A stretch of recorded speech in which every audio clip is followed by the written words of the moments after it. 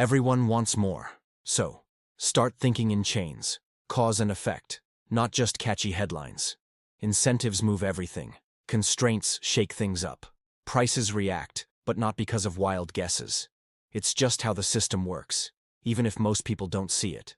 Now you're thinking like the big players do. Keep your eye on silver. Seriously. Your money's tied to it in this era where currency keeps losing value.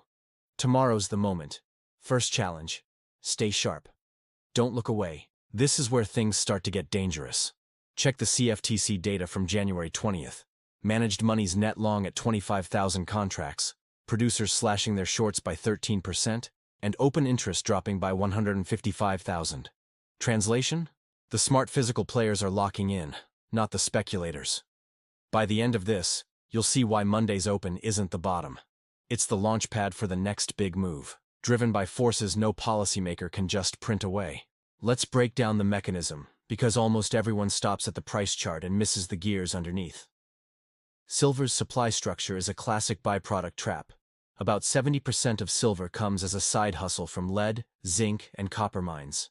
So when those base metals get squeezed, like now, with all the tariff drama, silver mining just stalls out at around 830 million ounces a year, no matter how much demand spikes. And demand is spiking. Industrial fabrication hit 680 million ounces in 2024 and climbed again last year. Solar alone needs 120 million ounces this year, as global solar capacity jumps to 665 gigawatts under net zero mandates that nobody's daring to roll back. That's the first domino.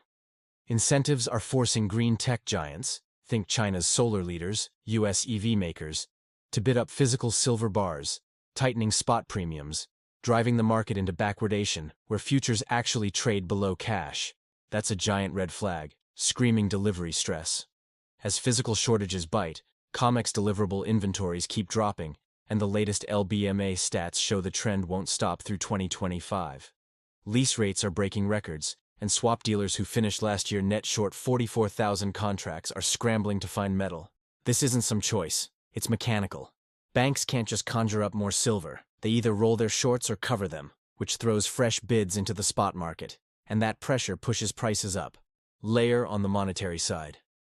The Fed's boxed in post-election, with deficits ballooning under Trump's spending promises and inflation stuck above 2%.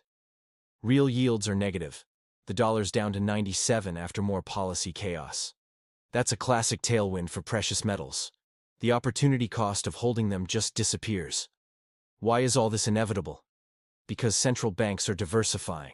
95% of them plan to buy more gold. But silver, thanks to its industrial punch, becomes the leveraged play. Capital floods into precious metals ETFs, which just saw record inflows after years of outflows. It's a chain reaction. Higher ETF bids lift futures, shorts cover faster, spot premiums widen, and industrial users rush to buy, afraid of shortages. It's a self-feeding loop. The data backs it up. The Silver Institute projects a deficit of 117 million ounces in 2026, the fifth straight year with no supply response. Mining capex takes 7 to 10 years to show up, especially with ESG roadblocks and endless permitting. This isn't new. It's the same dynamic that sent silver from $4 to $50 back in 1980, only now it's on steroids, thanks to a world drowning in $300 trillion of global debt, all looking for a hedge. And here's what almost nobody gets. This isn't just a silver story. If you're holding silver right now, or even just thinking about it, you need to pay attention, because when the markets open tomorrow, everything could change in a heartbeat. I'm not kidding. We're talking about the kind of move that can wipe out billions in paper gains overnight, and most retail traders won't see it coming. Silver just tanked, down 27% in a single day, sitting at $84 after hitting an all-time high of $122 just last week. This isn't random noise. What's happening is the result of a months-long setup, almost like a mechanical trap snapping shut. And if you want more of these real-time breakdowns before the herd gets crushed, you know what to do. Subscribe, hit the like button, whatever keeps you in the loop. Trust me, your portfolio will thank you later. Now here's what most people miss. While the headlines are busy blaming profit-taking after Trump picked Kevin Warsh for Fed chair, spooking the doves, the real story runs much deeper. We're 5 years deep into relentless supply deficits, and now it's blowing up into a full-on physical crisis. This isn't about one hawkish nomination flipping a switch. This is the inevitable snapback when institutional shorts get squeezed in a market where industrial demand has crushed mine supply by 150 million ounces year after year. That leaves COMEX vaults running dry and the models on Wall Street completely blindsided. Picture the dominoes. Last year, solar panel makers alone gobbled up a quarter of all global silver. Add in electric vehicles and AI data centers, and you've got another 20% surge just in electrical demand. Meanwhile, recycling's maxed out, and there hasn't been a major new mine online in a decade. The physical deficit this year? A projected 117 million ounces. That's not some tiny blip. That's a hard constraint baked into the whole global energy transition. And look at the central banks. They're hoarding gold at an 800-ton clip. But Russia's already stacking silver, signaling to everyone that silver's role as both a monetary hedge and an irreplaceable industrial metal is rewriting the rules on fiat currency debasement. This is where things start to get dangerous. Check the CFTC data from January 20th. Managed money's net long at 25,000 contracts, producers slashing their shorts by 13%, and open interest dropping by 155,000. Translation? The smart physical players are locking in, not the speculators. By the end of this, you'll see why Monday's open isn't the bottom. It's the launch pad for the next big move, driven by forces no policymaker can just print away. Let's break down the mechanism, because almost everyone stops at the price chart and misses the gears underneath. Silver's supply structure is a classic byproduct trap. About 70% of silver comes as a side hustle from lead, zinc, and copper mines. So when those base metals get squeezed, like now, with all the tariff drama, silver mining just stalls out at around 830 million ounces a year, no matter how much demand spikes. And demand is spiking. Industrial fabrication hit 680 million ounces in 2024 and climbed again last year. Solar alone needs 120 million ounces this year, as global solar capacity jumps to 665 gigawatts under net zero mandates that nobody's daring to roll back. That's the first domino.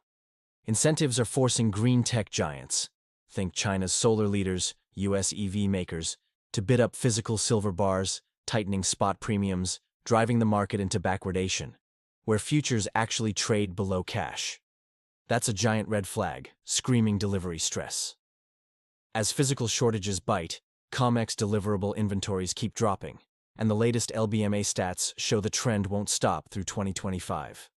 Lease rates are breaking records, and swap dealers who finished last year net short 44,000 contracts are scrambling to find metal.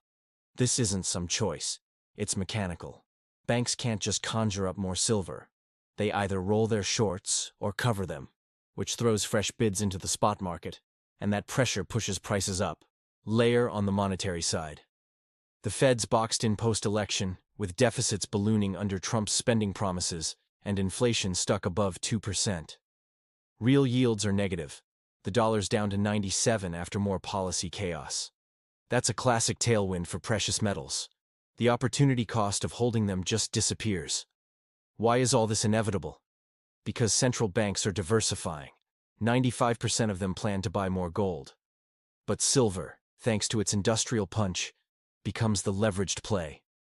Capital floods into precious metals ETFs, which just saw record inflows after years of outflows. It's a chain reaction. Higher ETF bids lift futures, shorts cover faster, spot premiums widen, and industrial users rush to buy, afraid of shortages. It's a self-feeding loop. The data backs it up. The Silver Institute projects a deficit of 117 million ounces in 2026, the fifth straight year with no supply response. Mining capex takes 7 to 10 years to show up, especially with ESG roadblocks and endless permitting. This isn't new. It's the same dynamic that sent silver from $4 to $50 back in 1980. Only now it's on steroids, thanks to a world drowning in $300 trillion of global debt, all looking for a hedge. And here's what almost nobody gets. This isn't just a silver story. Everyone wants more. So start thinking in chains, cause and effect, not just catchy headlines. Incentives move everything. Constraints shake things up. Prices react, but not because of wild guesses. It's just how the system works, even if most people don't see it. Now you're thinking like the big players do. Keep your eye on silver. Seriously, your money's tied to it in this era where currency keeps losing value. Tomorrow's the moment. First challenge, stay sharp. Don't look away.